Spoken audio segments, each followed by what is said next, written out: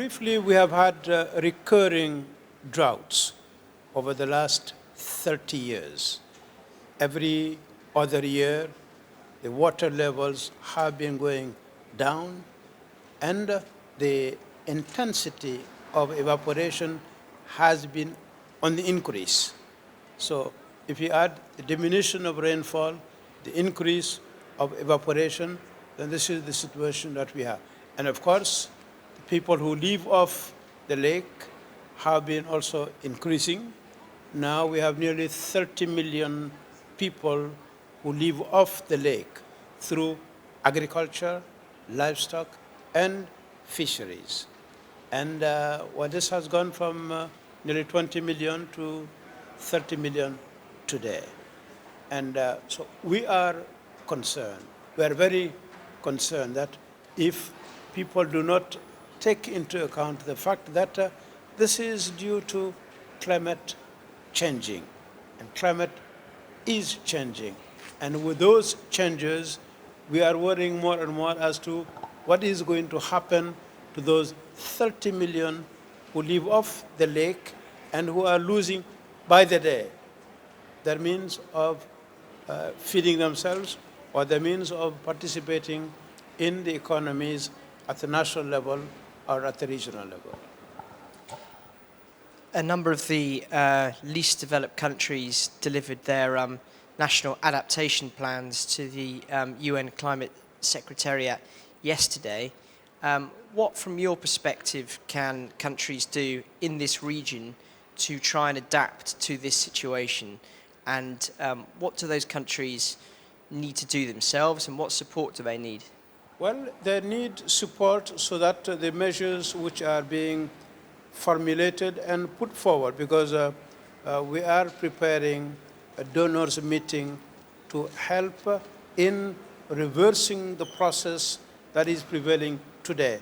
And reversing the process means essentially how to promote sustainable development in the lake basin through integrated water resources management, but also how to help those who are doing livestock and agriculture in adapting to the conditions that prevail. If there's no adaptation, then it means that the water is going to continue to be lost, and it means that more and more people would have to leave the lake basin to go elsewhere and try to make a living, which means just starting from zero.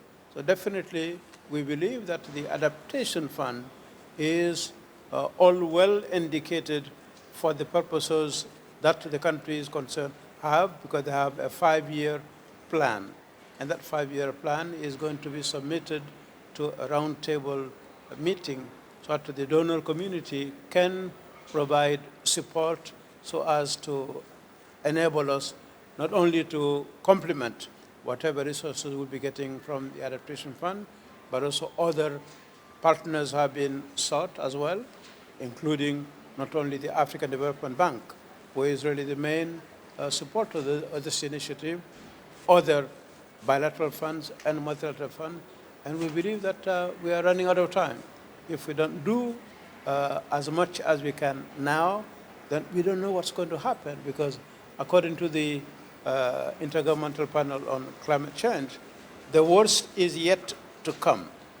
So we think we have seen the worst, but if we are to believe that the worst is yet to come, then what is going to happen?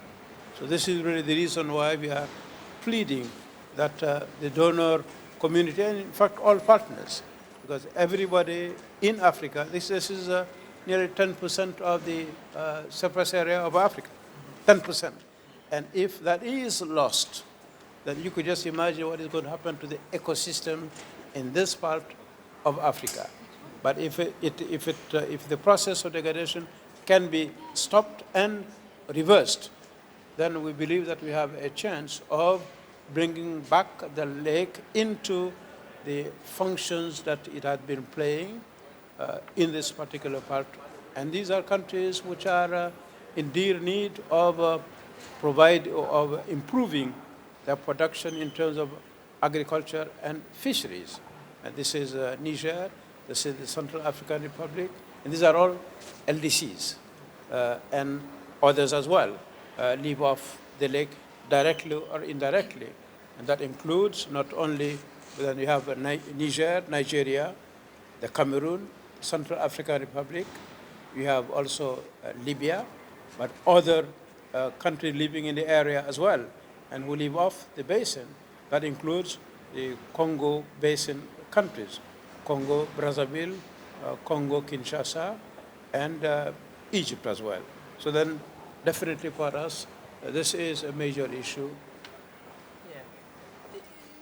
I wanted to pick up on something you've said. You've talked a lot about the adaptation fund, and it's evidently a growing importance in terms of the issue of adaptation. But finance levels just aren't there, and there haven't been enough pledges, according to analysts, into this process to ensure that all of these different projects around the world can be completed. So, you know, from your perspective as a former UN Executive Secretary, what do you make of the current finance issue? How can countries get out of this?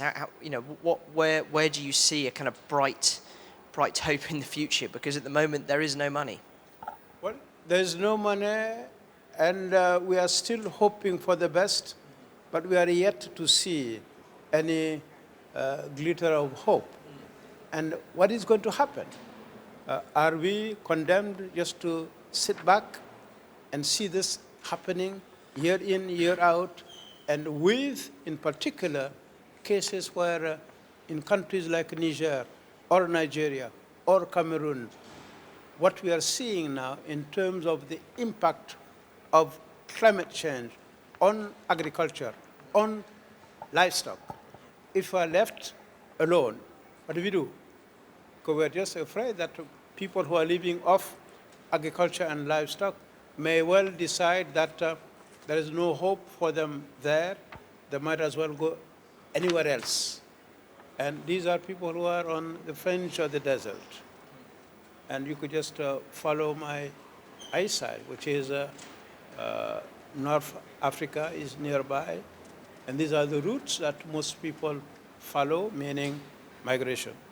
And no one from our countries likes to migrate. But if you are on your own, left by yourself, no one is helping. Yet these are phenomena which we are convinced that these are not due to our actions, but to the actions of others. And at the same time, we believe that the activities that are being promoted are activities to restore hope and to restore a sustainable livelihood in the countries concerned, where this is a win-win scenario. We would claim back our livelihoods and at the same time contribute also to the sustainable development in this part of Africa. One final question. The security situation in that part of Africa, I think it's fair to say, has risen in prominence in the past few years, particularly when you consider the sort of French involvement in Mali, and Nigeria has its own problems as well, Chad. To what extent has this situation with the lake influenced the security situations in the region? Are there sort of obvious links? Well, it is making a bad situation worse, because we are next to Libya, and many of the people who are from Niger or Nigeria or Cameroon or Chad used to migrate to Libya, particularly during part of the year, while coming back during the rainy season to continue agriculture, livestock, and fishery. But this opportunity doesn't exist anymore. And we have nearly 500,000 people who were up north, who have come down, and who have just nowhere to go. So these are really the concerns that we have, and this is going to strengthen the case for increased insecurity in the region, forcing people to go to all extremes, because already the competition for the water, because agriculture is using water, livestock is using water, fishermen need water, How can you reconcile the claims that they all have on resources which are going to be more and more reduced if climate change prevails?